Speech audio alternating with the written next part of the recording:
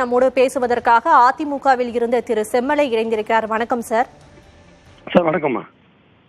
முதலமைச்சர் மு.க. ஸ்டாலின் தமிழ்நாட்டில் குடியுரிமை திருத்த சட்டத்தை நடைமுறைப்படுத்துவதை அனுமதிக்க மாட்டோம், அதே போல அதிமுக தான் பாஜகவுடன் சேர்ந்து இந்த சட்டத்தை ஆதரித்தது என்று சொல்லியிருக்கிறார். உங்களின் பதில் என்ன? அதாவது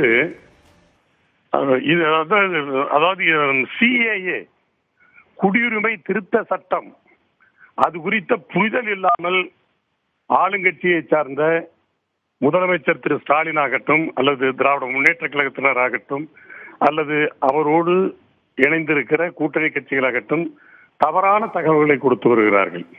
அதாவது சிஏஏ என்பது இந்திய குடியுரிமை திருத்த சட்டம் என்பது அந்த 3 நாடுகள் ஆப்கானிஸ்தான், பாகிஸ்தான், பங்களாதேஷ் ஆக அந்த 3 நாடுகளில் இருந்து 2014 டிசம்பர் 31 வரை இங்கு இந்தியாவில் இருக்கிற கிட்டத்தட்ட ஒரு 32,000 பேர் அந்த சிறுபான்மையினர் கிறிஸ்டியன், இந்து, பஞ்சாபி, முஸ்லீம் அல்ல அதாவது கிறிஸ்டியன், இந்து, மற்ற சிறுபான்மையினர் பாதிக்கப்பட்டவர்கள் இங்கு இருப்பவர்களுக்கு குடியுரிமை வழங்குவதற்கான ஒரு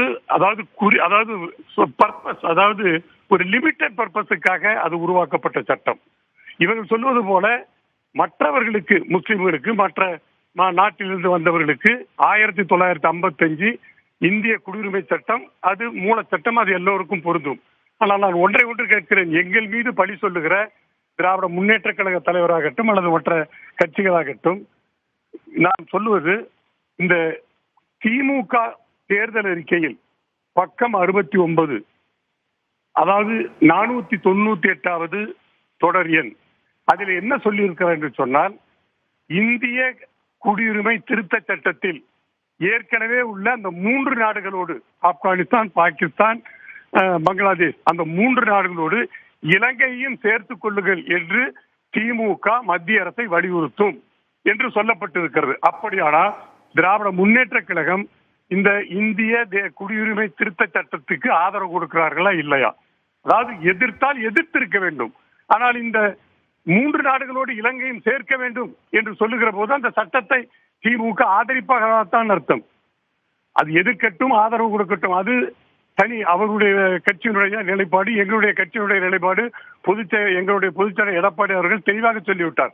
ஆனால் நான் ஒன்றே ஒன்று உங்களுடைய தொலைக்காட்சி மூலமாக கேட்டுக்கொள்வது, சட்டமன்ற தேர்தல் அறிக்கையில் திமுக 69வது பக்கம் 498வது தொடர் எண்ணில் இந்த 3 நாடுகளோடு இந்த குடியுரிமை திருத்த சட்டத்தில் இலங்கையும் சேர்க்க வேண்டும் என்று மத்திய அரசை வலியுறுத்துவோம் என்று சொன்னால் சிஏஏவை அவர் திமுக ஆதரிப்பதாகத்தானே அர்த்தம். ஏன் இப்பொழுது முன்னுக்கு பின்பதாக பேசுகிறார்கள்?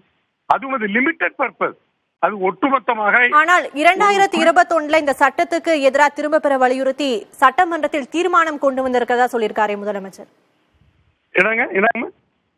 2021 ஆட்சிக்கு வந்தவுடனே இந்த சிஏஏ திருத்த சட்டத்தை திரும்ப பெறுவதற்கு சட்டமன்றத்தில் தீர்மானம் நிறைவேற்றப்பட்டதா முதலமைச்சர் சொல்லியிருக்காரு. சரி, நான் கேட்கிறேன், சட்டமன்றத்தில் தீர்மானம் போட்டு விட்டால் மட்டும் மத்திய அரசாங்கம் அதை திரும்ப பெற்று விடுமா? அதில் அதாவது பாதிப்பு இருந்தால் மத்திய அரசாங்கத்திடம் முறையிடலாம்.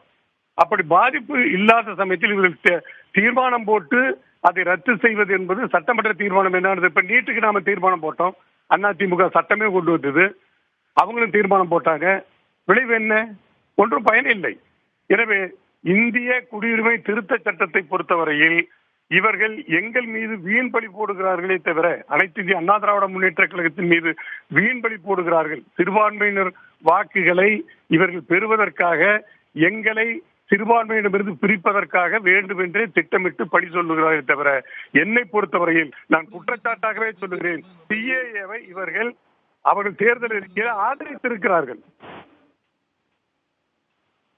இணைப்பில் வந்து தங்களின் கருத்துக்களை பகிர்ந்தமைக்கு நன்றி சார்.